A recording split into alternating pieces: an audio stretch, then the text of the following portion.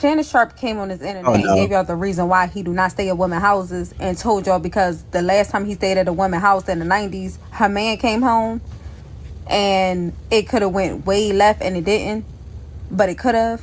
Listen, I hope y'all listen to what Shannon Sharp say, because I won't even go into detail, but it's a tragic incident that just happened, and a tragic incident that happened where it involved a woman, a female, and her man walked in on her. Her man came home and another guy that was there was unalived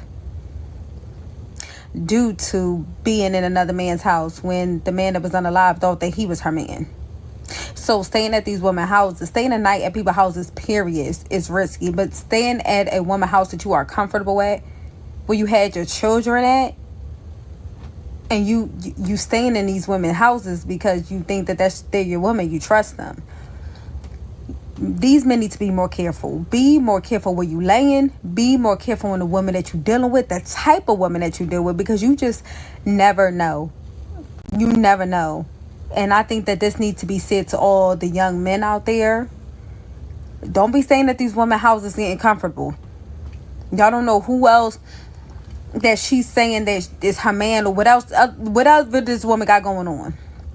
You do not know, and do not trust everything the woman is saying and claiming, because it can lead you to be unalived as well. She is 100% speaking all facts. That is really, like, you really got to be careful, because they will get you in, put you in position, put you in predicaments that you did not know was going on. It's crazy. Like, that's some dead ass shit. My worth isn't determined by a man saying that I'm worthy. Yes, correct? It is.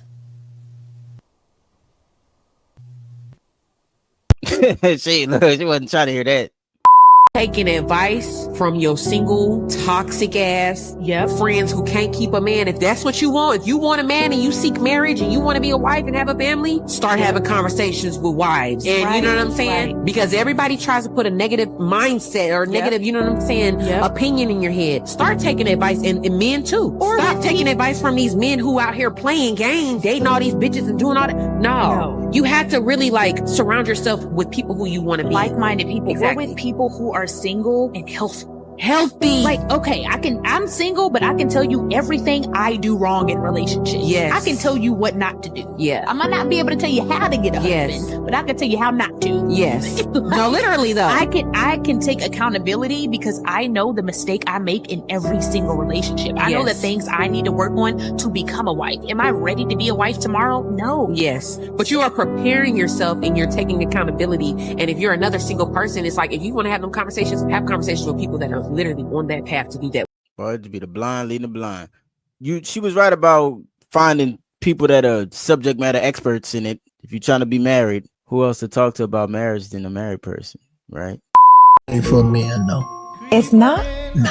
Who is it for? It's for y'all. Why do you feel that way? I mean, because it's you getting real muddy water in marriage as a man.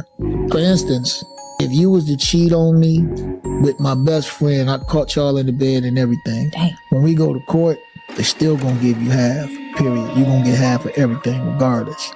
If I was to cheat on you and you caught me in bed with anybody, somebody that you never knew before, the invisible woman, AI, whoever, when I go to court, they gonna give you more than half. They gonna give you the house, the dog, the greeting cards, the spoons, the knives, the fork, everything. And they gonna make me pay alimony to you. So that's what marriage looks like to a man. So that's what I'm asking. Like, why is that a goal for women because to get married? I think we as humans, we crave connectivity. It's on a soul level. It's so innate. But can we connect without having this contract? Boy, that just scared the shit out of me, man. He makes marriage sound so morbid. I'm not even lying. It is the risk to reward, and I see why most men are electing not to get married. But shoot, can be fulfilling too. If my man cheat on me and I decide to take him back, and I get on Instagram one day and I click your story, and it's a picture of me with a long ass paragraph about how I stayed down through the ups and downs, and I'm the realest on your team, and you don't want none of these other hoes, I'm leaving your ass. If the cheating didn't make me leave, that's gonna make me leave. Because why would you embarrass me like that and miss me with all of that? The apology needs to be as big as the disrespect, because it don't. The apology can be private, baby. Because not only did you just let the bitches that you cheated with know that I took you back, you just let people know that didn't even know that you cheated. You just let them know that I took you back. Like, that's so stupid to me. I'm starting to think men do that to try to claim you on their story so that when you get your get back, people know to come tell him. No, let that girl get her get back in peace. Just like you cheated in peace, let her get back in peace. Like, me personally, though, I'm not taking no man back after he cheat. Like, you might have had me in my younger days, but I'm grown now, baby. Either you want to be over here or you want to be with them. Let me know.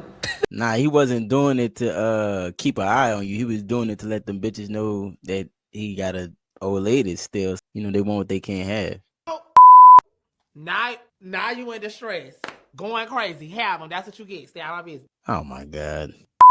Since when you hold women accountable. You see, you are a provocative victim. You provoke stuff, and then when you start being held accountable for it, then you start twisting and turning and making the other person wrong. You just sat here and told your son, who ain't got a needle in his arm, who I'm assuming pays his own rent. He's married to a registered nurse.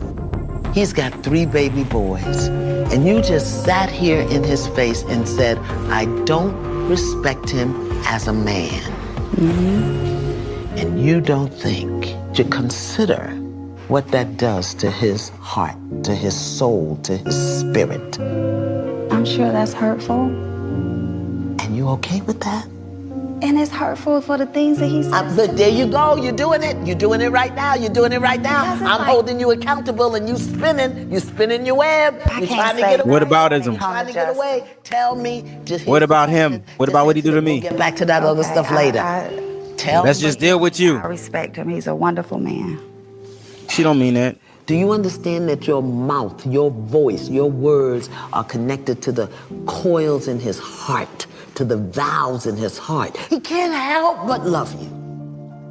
And every time you dishonor that love, you chip a piece of him, chip a piece of him. This is why in our culture as black people, when the boys turn a certain age, the men come and get him and take him away from the mother because she can emotionally manipulate him.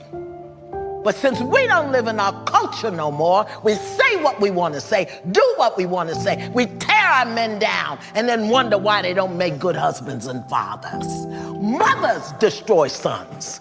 His mother can speak to him in certain ways that destroy him in ways that can never be repaired. I would ask her why. Why do you think that? What makes you say that? What about him says that to you? And if she can't answer that, then you know she's just being vindictive. But as a man, you can't be letting nothing hold you down. If your mama not giving you the support that you might want, or saying the nice things in the way you might need it, listen, bro, take them lumps and keep on moving. Really think about it, it's simple. Dion did that shit on purpose. That man is not stupid. He's very calculated. He knows as soon as they win, who are they going to show reaction? They're going to show him because he's the biggest nigga there. I ain't going to lie to you. He's not dumb. How many times is it going to take y'all to realize that? He's trying to show y'all what he knows. He don't like this girl, obviously, because I ain't gonna lie. For one, she didn't stand up on her own. But for two, he know them cameras is going to be on them. So, stand up, little nigga. You feel me? Hey, that's just my opinion. What y'all think, though? I'm not sure who he talking about. I don't know if he talking about when I think Deion Sanders ran from some chick that was pulled up, or he talking about old boy who about to ruin his life getting engaged to the one girl that used to be a stripper. Like they think that he's smarter than he is, and he's not. He's just rich. I have a rule anyway, like, you stay out my phone. If I have a woman and we live together and it's a serious relationship, she'll have access to my phone. So if something happened to me, she needs to be able to get in my shit or whatever, right? You have access to each other's shit, but you're not finna be going through my shit every fucking night trying to question me about what I'm doing and who right. and this and the whereabouts and who is this person and that person. All that's bullshit. And that is a form of emotional abuse. And you guys confuse that with love. You guys confuse that jealousy, and you confuse that with love. Like she just love you and she just own you. You doing everything right, that you got her jealous. And nah, bro. Women like that are just controlling, and they're toxic, and they're emotionally abusive.